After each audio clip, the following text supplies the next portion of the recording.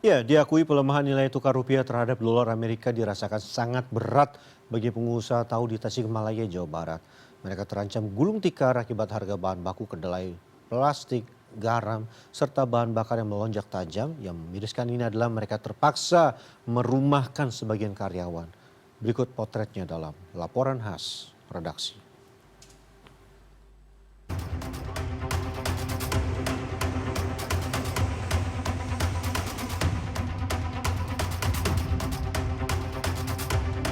Nilai tukar rupiah atas dolar Amerika semakin melemah akhir-akhir ini.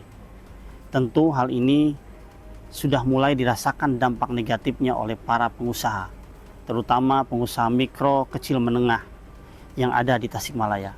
Saat ini saya berada di pengusaha tahu tempe di kawasan Mangkubumi. Kita ingin mendengar apa yang sebenarnya mereka rasakan. Nilai tukar rupiah terhadap dolar Amerika Serikat terus alami pelemahan akhir-akhir ini. Dalam penutupan pasar Selasa petang, nilai jual rupiah mencapai Rp17.700 per dolar Amerika. Kondisi ini berdampak bagi pengusaha tahu di Tasikmalaya, Jawa Barat. Salah satunya Imin Muslimin, pengusaha tahu di Kecamatan Mangkubumi.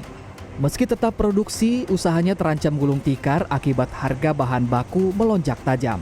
Kedelai naik dari Rp9.000 menjadi Rp11.000 per kilogram. Harga plastik ikut terkerek dari Rp700.000 per bal menjadi Rp1.050.000 per bal. Belum lagi harga garam dan bahan bakar juga ikut-ikutan mahal. Dampak dari terus melemahnya nilai tukar rupiah terhadap dolar Amerika ini seperti apa yang Pak Imin rasakan? Sekarang ini sangat drastis ya untuk bahan baku yang terus melonjak sampai hampir gak ada untungnya kalau sekarangnya usaha. Yang pertama bahan baku kedelai dari 9.000 sekarang 11.000. Imin mengakui keuntungan produksi tahu saat ini sangat tipis, bahkan ia menyebut setipis tisu. Fakta ini semakin miris karena ia harus merumahkan karyawan bergiliran agar pabrik tetap operasional. Jika setiap hari 8 orang pekerja, kini hanya 6 orang saja. Daripada itu saya masih bertahan, tapi mengurangi tenaga kerja. Sekarang ada yang libur 1 orang, karena kan tidak sesuai lah sama pendapatan.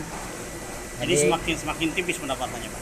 Bukan tipis lagi, kayak tisu kalau dibilangin. Di Boyolali, Jawa Tengah, para produsen di Desa Jembungan, Kecamatan Banyudono terpaksa mengurangi ukuran tempe. Tempe yang biasanya memiliki panjang 30 cm kini dipangkas menjadi 27 cm. Bahkan untuk varian harga Rp2.500, ukurannya kini hanya 13 cm.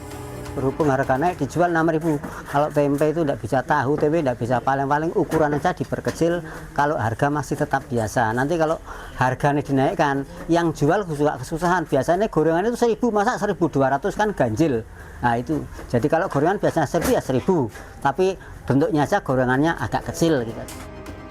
Dalam konferensi pers APBN Kita edisi Mei 2026 di Kementerian Keuangan Jakarta Pusat Selasa sore, Menteri Keuangan Purbaya Sadewa menyebut kondisi ekonomi Indonesia relatif kuat di tengah ketidakpastian global. Purbaya menegaskan pemerintah menjaga daya beli masyarakat.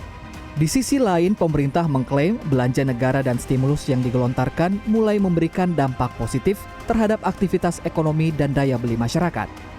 Waktu hitung kita emang sudah ambil angka rupiah tertentu yang berbeda dengan asumsi APBN yang kemarin. Jadi nggak usah khawatir, itu sudah kita perhitungkan. Jadi kita masih menghadapi ketidakpastian di Timur Tengah yang membuat harga komoditas bertahan di level yang tinggi seperti minyak, CPO, emas, naik sedikit, tembaga juga naik. Di atas semua, masyarakat menengah ke bawah merasakan ekonomi Indonesia berada di bawah tekanan akibat kombinasi tantangan global dan domestik. Harga bahan pangan kian mahal, pelemahan nilai tukar rupiah, hingga tingginya ketergantungan impor energi membuat situasi tidak menentu, namun kita semua harus menghadapinya. Tim Liputan CNN Indonesia.